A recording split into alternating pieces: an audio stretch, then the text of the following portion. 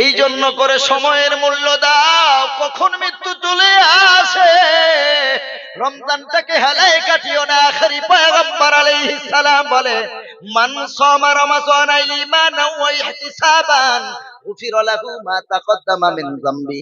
যারা রমজানের সবগুলি রোজা রাখলো, তাদের জীবনের সব গুনাহগুলো আল্লাহ ক্ষমা করে দেবে।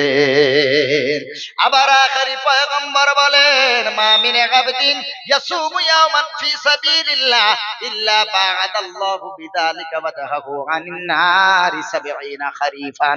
যারা রমজান মাসের একটা রোজা যারা রাখলো, একটা রোজার ফজিলত নবীজি বলেছেন, যারা আল্লাহর খুশির জন্য আল্লাহর জন্য একটা রোজা রাখবে, ইল্লা বা'আদাল্লাহু বিযালিকা ওয়াজহাহু আনিন নারি ৭০ খরিফান। আল্লাহ তাআলা এক রোজার বরকতে কিয়ামতের দিন, মুসিবতের দিন আল্লাহ ওই বান্দাকে, ওই রোজাদারকে জাহান্নাম থেকে ৭০ বছরের দূরত্বে রাখবে।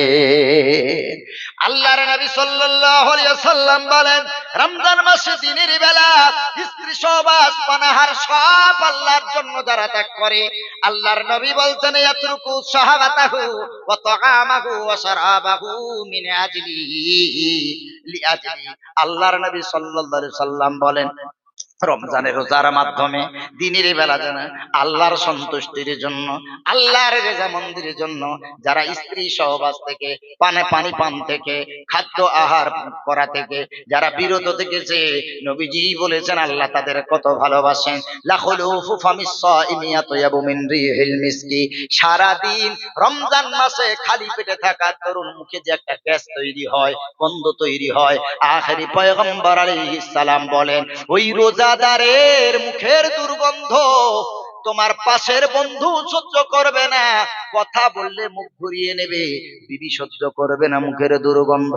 কিন্তু আখেরি পয়গম্বর আলাইহিস সালাম বলেন, আল্লাহ রোজাদারকে এতটাই ভালোবাসেন, ওই রোজাদারের মুখের দুর্গন্ধ আতয়াবু মিন রিহিল মিসকে, আম্বারের থেকেও আল্লাহর কাছে পবিত্র হয়ে যায়।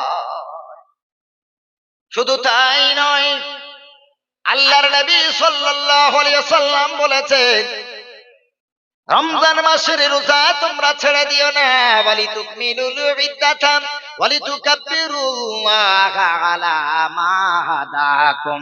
আল্লাহ রাব্বুল আলামিন 2 নম্বর পারা 7 নম্বর পৃষ্ঠাতে আল্লাহ তাআলা বলেন, ওয়ালিতুকমিলুল ইদ্দা, রমজানের দিনগুলো তোমরা পরিপূর্ণ করো রোজার মাধ্যমে, তোমরা রোজা ছেড়ে দিও না। ওয়া আনতাসুমু খায়রুল লাকুম ইন কুনতুম তা'লামুন, তোমরা যদি জানতে রোজা তোমাদের কত উপকার করে, কত রোগ